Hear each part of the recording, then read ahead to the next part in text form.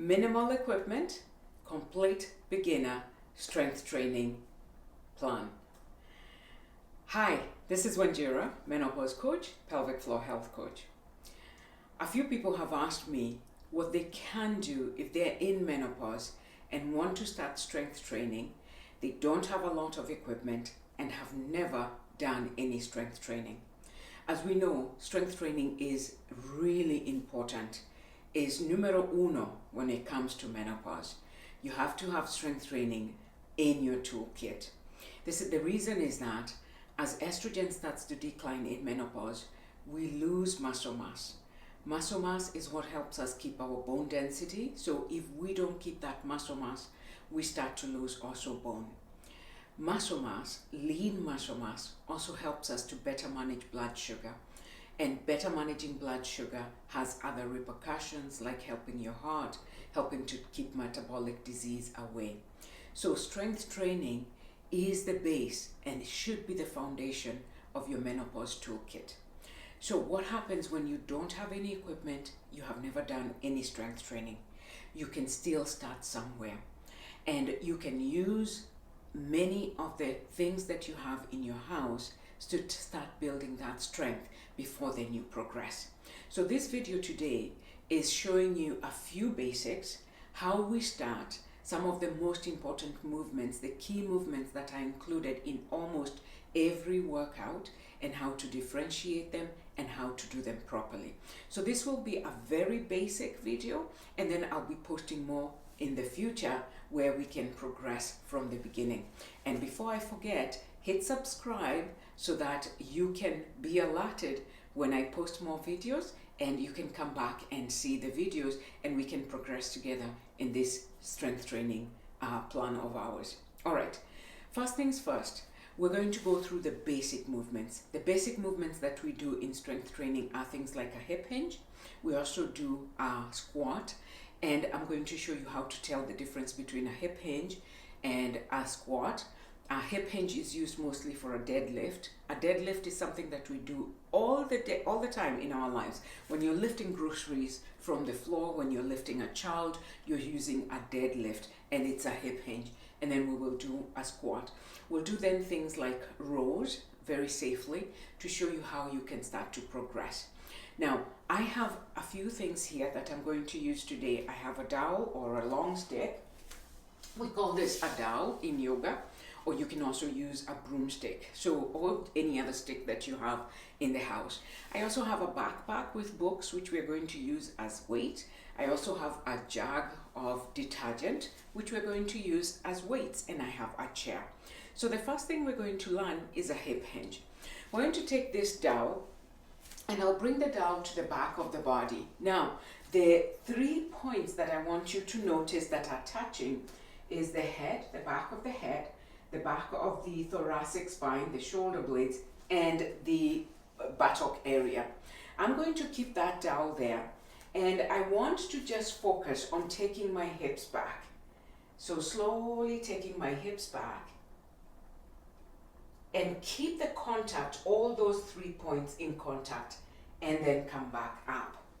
So that's a basic hip hinge. I'm going to come closer. You may not see my feet, but at least you see where the dowel is. So focus on taking your hips back, keeping all those 3 points of contact: the head, the upper back, and the buttock area or the sacrum area, and come back up. That is a hip hinge. If one of those areas does not touch and it leaves, that means that I'm not doing a proper hip hinge.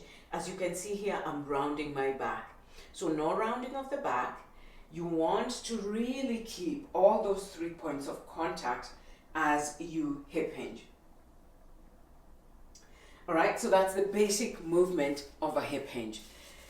How does a hip hinge differ from a squat? I'm going to use a chair to show you the squat, which is the basic squat. So hip hinge, we're driving with our hips. We can also do a hip hinge with a chair. So I'm standing in front of the chair, and all I'm going to do is to take my hips back, and as you can see, my knees are touching my chair, and I stop there. This is a hip hinge. I can also do it from this side. I'll have my knees touching my chair, and I'm going to drive my hips back and then stop right there before I round my back. I don't want to round. I don't want to arch my back excessively. There's a nice strong straight line from the crown to the tailbone. So keep my knees touching the chair, initiate my movement with my hips, take my hips back, and I have this nice long straight line from the crown to the tailbone. If I want to test that with my broomstick dowel, I can do the same thing. Here we go. So keep my knees touching the chair, drive my hips back, keep that nice straight line. Now, if I go excessive beyond my range of motion, this is going to happen. And I don't want that. I want to stay here, right? So that's a hip hinge. All right, a squat is I'll be in front of my chair. I'm going to initiate my movement with my knees. Not my hips this time, but my knees. So I'm going to take my knees forward and sit on the chair. Now this is a squat, and then I come back up. My hips are still doing some work, but my movement is being initiated by my knees. Here we go. And come back up. Yeah, so that's a squat. This is a hip hinge. And this is a squat. Big difference.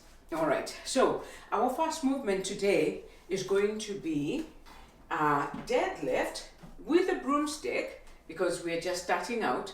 Deadlift with a broomstick.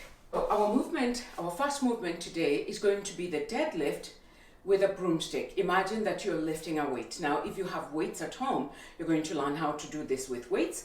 But remember, this video is a beginner video if you do not have any weights. So here we go. We're going to keep the broomstick close to our hips, and we're going to shoot the hips back. And I want you to take that broomstick just up to just slightly below the knees. Now, if you go beyond that, you're going to round, and that's not good. That's not a deadlift, all right? So we're going to slide that broomstick onto our thighs and just take it up to the knees, and then come back up and stand up. Push through the heels to stand up. Let's do it one more time. And we're going to use an inhale here. Inhale, take your hips back. And then exhale, stand tall. One more time. Inhale, take your hips back.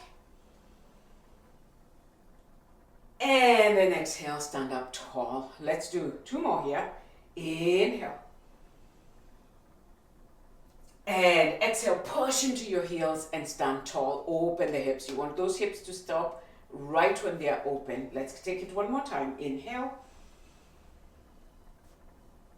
And exhale to stand tall. All right. Now, how about if we decided to add a backpack? Let's add a backpack, because maybe that's the only weight we have at home. I have a backpack here with a book. So here we're going to go and do that deadlift. Inhale, take the hips back. You're lifting a dead weight. Exhale, push to stand up. Inhale, go down. Exhale, push to stand up. One more time. Inhale, go down. Exhale, push to stand up. Did you notice also my chin is staying tucked into my chest? I'm not thrusting my chin out. Here we go. Inhale, watch my chin. Exhale, push into the feet to stand tall. All right, so that's our first movement. It's a hip hinge. Then we are going to do a squat. And for today, for a beginner, we want to do the squat on the chair. So I have my chair here. And remember, this squat is being initiated by the legs, by the knees. So I'm just going to squat to my chair and then push into my feet to come back up. Let's do 5 here. Inhale, squat. Exhale, push to stand up. And when we inhale, it's also because we're protecting the pelvic floor, which is also a delicate area in the menopause stage. So we want to work with breath. Inhale to squat. Exhale to push back up. So one more here. Inhale to squat. Exhale to come back up. So I'm not resting when I get down. I'm just touching the chair with the top of my thighs. One more time. Inhale. Exhale to push back up. All right. Now, how about if I took a jug, laundry detergent jug, and I'm going to use that as my weight because that's all I have at home. Hold it in front of your chest. Inhale, go down. Exhale, push back up. Just hold it in front of you. We're not doing anything sophisticated today. Inhale. Exhale, back up. Inhale. Exhale, back up. Let's do 2 more. Inhale. Exhale, back up.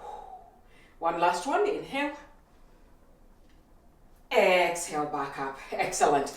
All right, so start there as a complete beginner. Try and do that. You can do 10 reps of those 2 exercises, maybe every second day.